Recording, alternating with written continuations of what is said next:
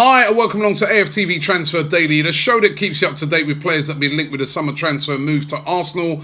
Brought to you today by the excellent guys from Unibet. Don't forget, they have their brilliant articles. I've written a couple of them as well. That's why they're so brilliant. No, actually not. But I've written a couple of articles for Unibet. They do some brilliant articles on football. Have some great stuff on the whole transfers that have been going on, and not just Arsenal, amongst all clubs, but we've been repping Arsenal in it. And there's a link in the description to check them all out. You can check out my articles and some of the other articles done by Arsenal fans. So check those articles out, and the link is in the description. Big up Unibet. We made a couple of signings yesterday. We did. We actually made a couple of signings. The talking finished, and we'd signed people. Dani Ceballos coming in at Arsenal yesterday on a season-long loan. No secret there. It's been, they've been negotiating that one for quite a few weeks. It's very good because we kind of pull one over Tottenham, because Tottenham were really interested in signing Ceballos, but Ceballos decided to join Arsenal on a season-long loan. It's said to be costing Arsenal £15 million a season. That is a lot of money, or £15 million for the season. That is a lot of money, but we're getting a very talented player, one of the stars of the recent Under-21 Championship, in which Spain won, and Ceballos was one of the stars of that. And was very interesting yesterday that he was saying that one of the big reasons for him joining the club was the Spanish contingent there, namely Unai Emery, Nacho Monreal, and also Hector Bellerin. He said he spoke to Bellerin, and Bellerin told him that, Arsenal's a great club, London's a great city. Thank God he signed before that stuff happened to Ozil and Kolasinac yesterday. He might have had second thoughts after seeing, them two nearly get robbed yesterday. But yeah, he said he signed a lot to do with Bellerin, and he is an Arsenal player. He's going to wear the number 8 shirt, taken directly over from Aaron Ramsey. And as I said, he signed on a season-long loan. And also, we signed William Saliba yesterday. Caught me a bit by surprise. Everybody was saying, Robbie, where's your welcome to Arsenal William Saliba video? Well, number one, he ain't come yet. Maybe I'll do it next season when he actually turns up. Because William Saliba is, of course, going straight back to Saint Etienne. He's joined Arsenal, but straight back to Saint Etienne for a season. Then he will return to Arsenal. Deal said to be worth £27 million, but it looks like Arsenal are going to pay the bulk of that money when he actually joins next season. But they had the unveiling yesterday, and Saliba again saying that he's very happy to join Arsenal. Again, another player that Tottenham were apparently interested in. There was a lot of talk that they might hijack the move, but Saliba said, listen, I was grown up and I've always known about Arsenal and watched Arsenal on TV and all the greats over there in France. And for him, the decision was easy. He wanted to come and play for Arsenal, and he will become an Arsenal player next season. And I'm going to say, welcome to Arsenal, William Saliba. I'll do a proper video for you, welcome video for you when you actually come next year. But he is officially an Arsenal player, but back out straight on loan. So that's 2 done. 2 done in one day. What are they trying to do with us? Of course, we know that these have been 2 signings that have been trying to negotiate for a very long time. It was a shame they weren't able to get the Ceballos one over the line before we went away and done the tour of America. But Ceballos is here and possibly could feature in the Emirates Cup, which is going to be taking place on Sunday when Arsenal take on Lyon. So I'm sure all the fans will be really excited to see what he's like. And as a lot of fans were saying yesterday, they just hope that he's more Santi Cazorla than Denis Suarez, as Denis Suarez came and absolutely bombed at Arsenal. A lot of that due to injury, to be fair to Denis Suarez. But we're hoping that he's not going to be a Suarez part 2, but more a sort of Santi Cazorla part 1. Also really interesting yesterday that some of the Arsenal hierarchy, the directors at the club, spoke with the fans yesterday. There was a supporters club meeting, and Raul Sanelli, Vinay Ventukatchan, and also Edu, who's of course now head of recruitment at Arsenal, they all spoke to the fans at this Arsenal supporters club, and spoke about a lot of things. Spoke about the changes, the many changes that they made at the club. I mean, they were making the point that, you know, fans need to be patient because they've literally changed everything at the club. They've gone from the model that we previously had, where it was just the manager, Arsene Wenger, and Gazidis literally running all the transfers and everything, into this new system where you've got Edu in place, you've got Raul Sanelli and Vinay, as I said, you've got, and you know, they were making the point that they've employed so many different staff at the club, at the training ground, and that it's going to take time for all of this to gel together. But they're very confident that they've gone in the right direction and everything like that. And I agree with them on that one. It is going to take a bit of time for all of that to bed in, and I think that's the one thing that I would say that's been a very positive change. I've been arguing for years that the whole recruitment system and the whole system of Arsenal has been so outdated, and they have finally brought it up to date. But then they would put a few other questions. One of the interesting questions that came from one of the fans at this Q&A was a fan who asked the question, are we going to be signing a centre-back? And that's what a lot of fans want to know. And this was the response to it. It was Raul Sanelli, who's the guy who basically is in charge of all the recruitment.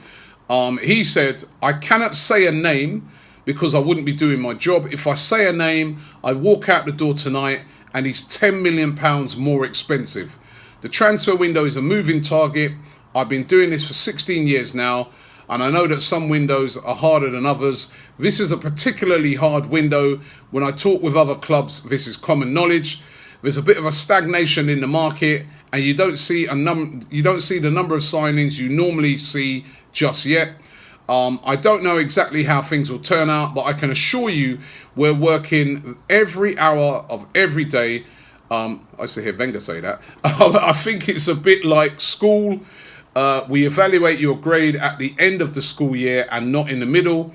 What is most important is to talk with the coach about how he's feeling about the team, what system he wants to play. He knows more than anyone, more than me, about what he wants. We're going to be doing our best and we keep working, but I will not mention any names. So kind of swerved the question there. Didn't say if we're bringing in a centre-back.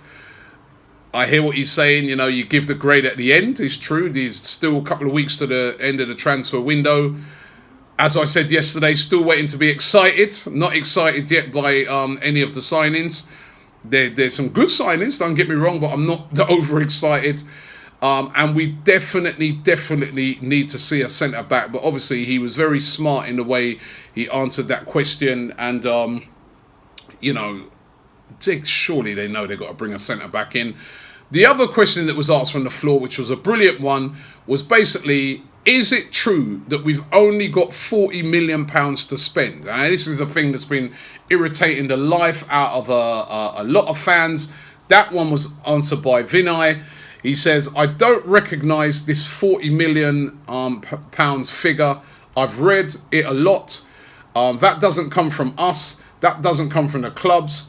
The numbers never come from us. We never, ever talk about how much money we have to spend because that's the least helpful thing you can do. Raul's job is hard enough. If you go into a negotiation and everyone knows how much money you've got, it doesn't help you. It is true that our funds are more limited after 3 years in the Europa League, but the budget isn't 40 million. We have a budget to make a difference, but as Raul says, this is a particularly tough window and we're in the middle of it.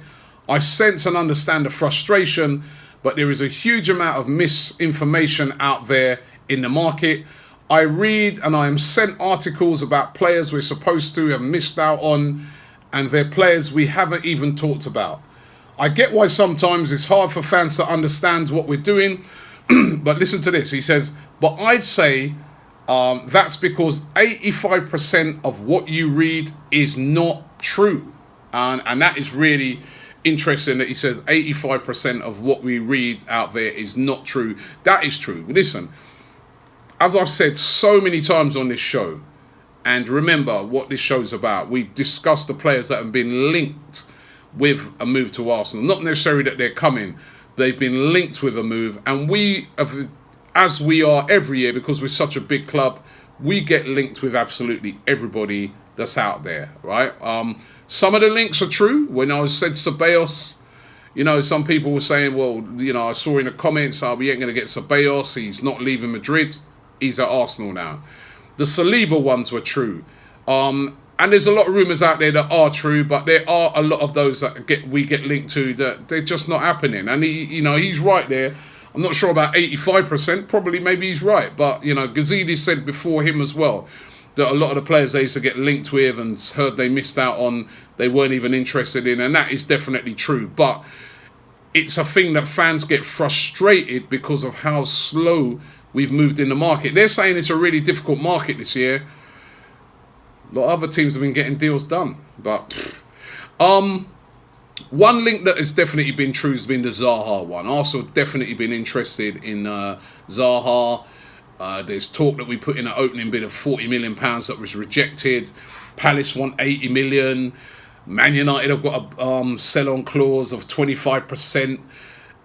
And now more rumours around it. Oh, sorry, one of the other ones was Everton want him now. And the latest one coming into the Zaha mix is that now Chelsea are interested in signing Wilfried Zaha. Yes, I know they got a transfer ban. They don't want to buy him now, but they're prepared to wait until next season and or next summer and buy Zaha.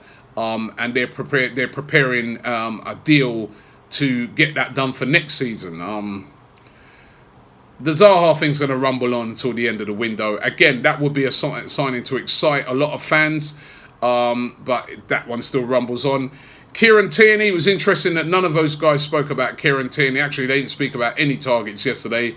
But Kieran Tierney, we're hearing that negotiations are continuing and ongoing over the signing of the left back, and they're still optimistic, Arsenal, that deal will get done. And one player who could be on his way out, and I'm a bit disappointed in this one, and that's Javier Amici. I've seen this guy play in the under-23s, and I've got to say he's a very, very talented player. Very talented, but it looks like Arsenal are set to sell him. He's wanted in Germany, a couple of clubs really interested in. Bayern Munich said to be one of those, Hamburg another, and he could be sold. And I'm really surprised at that. There was a lot of talk that he was a bit upset because he didn't go on the tour of the USA. And, he suffered an injury last year that was really set him back. But I'll tell you, I've seen this kid play a few times. And I really do think that going forward in the future, he can be the real deal. And I'm a bit disappointed that, that he's going to be, it's looked like he could be sold. But that is the rumour going around today that Javier Amici could be sold. Let's hope it's not another Serge Gnabry. Right, let me get into a couple of your comments here, just on my laptop quickly. John Fox says, we conceded over 50 goals last season. And the only centre-back we've looked at is Saliba, who is going back on loan. Seems like Arsenal are happy with 6th. Well, the guys yesterday, Sanelli and Vinay, were saying that basically, even if they would have come 3rd last season, they wouldn't have been happy with that. They're all about, challenging for the league. We want to see evidence of that. A lot of talking going around at the moment. And it's good. I like the way that these guys are communicating with the fans. However, they themselves said it. It's like school. We want to see the exam result at the end. Now, when that window closes, I'm going to be checking it out to see whether they got an A or an E. Weaver says Newcastle signed a 40 million striker, and so did West Ham. Leicester signed Tielemans for 40 million and Perez for 30 million. But Arsenal are still not paying 25 million for Tierney because of the lack of Champions League. Great point he makes, and as those guys were saying, it's such a difficult window. Not for Newcastle, not for West Ham, not for Leicester.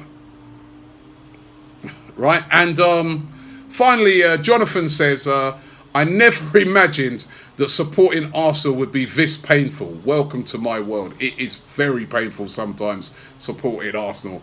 So listen, thanks for watching the show today. Don't forget, we will be back tomorrow. Don't forget to check out those articles by Unibet. The link is in the description. But I'm really hoping that, the powers that be at Arsenal are going to get it right. And it's good. Listen, we've got 3 signings done now. But we know we need more. We need a centre-back. That's got to be the priority. Centre-back, left-back, and even a right-back, I think, as well. Those have got to be the priority, and we need them soon.